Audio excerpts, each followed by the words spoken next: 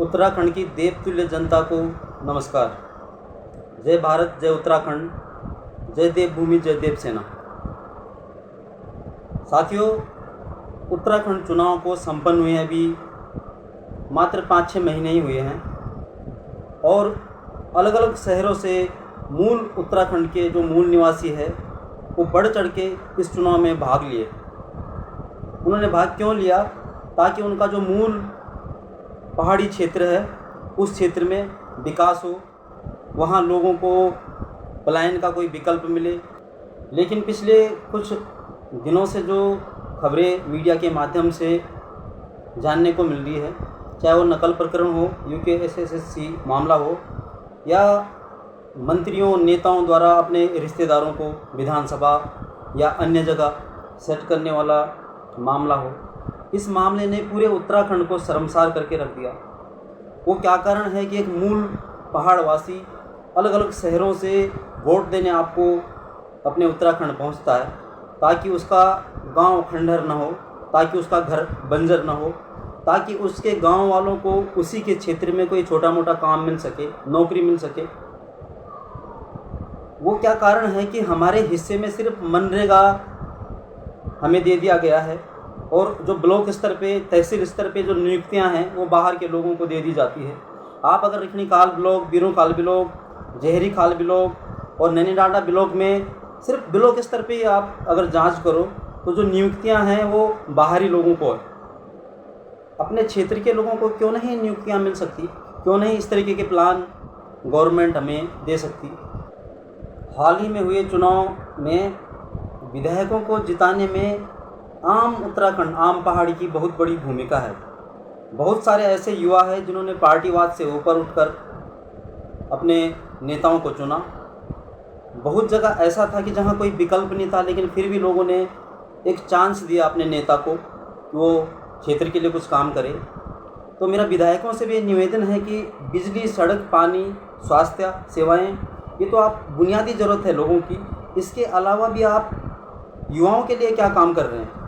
ऐसी आप क्या प्लानिंग कर रहे हैं कि एक युवा अपने स्कूल से पढ़ के वहीं कुछ काम कर सके?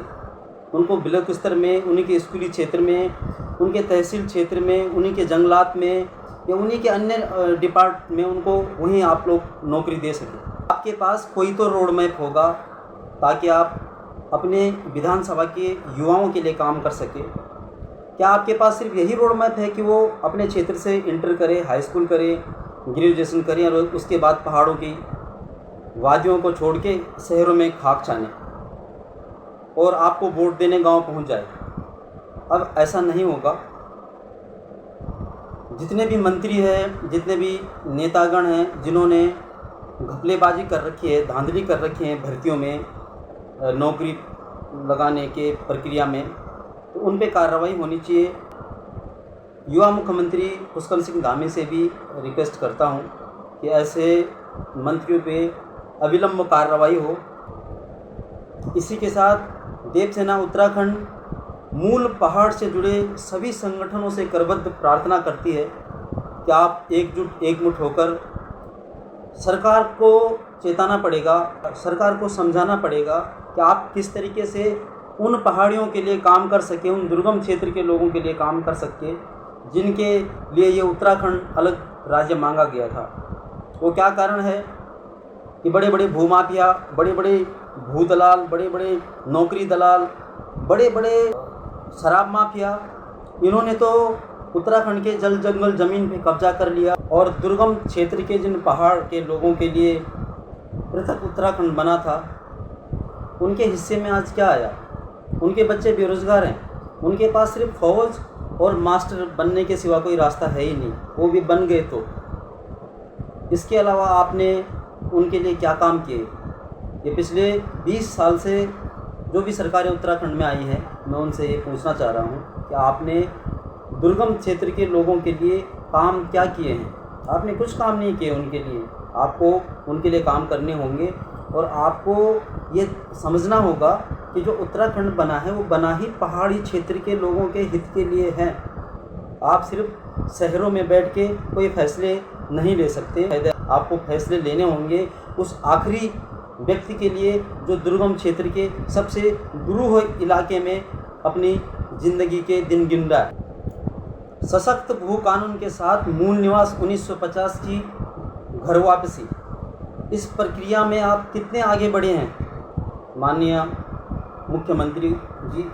ये जनता को बताने की आप प्लीज़ कृपा करें, क्योंकि चुनाव के दौरान आपने भी कई जगह से घोषणा करी थी कि सरकार आने के तुरंत बाद हम इस कानून को अविलंब लागू करेंगे। मूल पहाड़ के लोगों के हित की रक्षा तभी होगी जब एक सशक्त भू कानून बनेगा, और जब मूल निवास 1950 की वापसी होगी तभी वो लोग जो मूल उत्तराखंड में गांव-गांव बैठे हैं, पढ़ लिख के बैठे हैं, उनके हिस्से थोड़ा बहुत तभी सरकार का काम, सरकार की सेवा, सरकार की नौकरियां पहुंचेगी।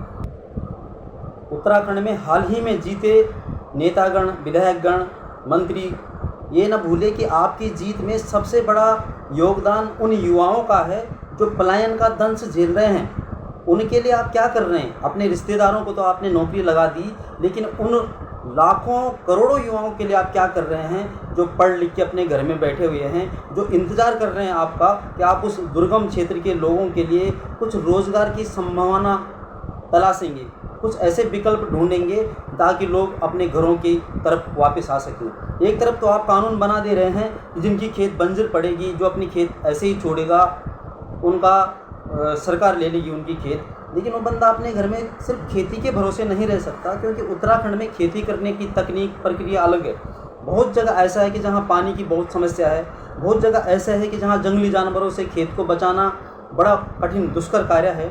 इसलिए जो भी नीति आप उत्तराखंड के पहाड़ी क्षेत्र के लिए बनाते हैं वो उन लोगों से डिस्कस करके बनाइए, उस क्षेत्र के लोगों से डिस्कस करके बनाइए, और हर ब्लॉक स्तर पे खाका आप अपने पास रखिए कि इस क्षेत्र में कितने लोग हैं जो किस विधा में पारंगत है, किस क्वालिफिकेशन में आगे बढ़े हैं यहाँ के लोग। ये सब आपको पास जानकारी होनी चाहिए, जो कि नहीं है।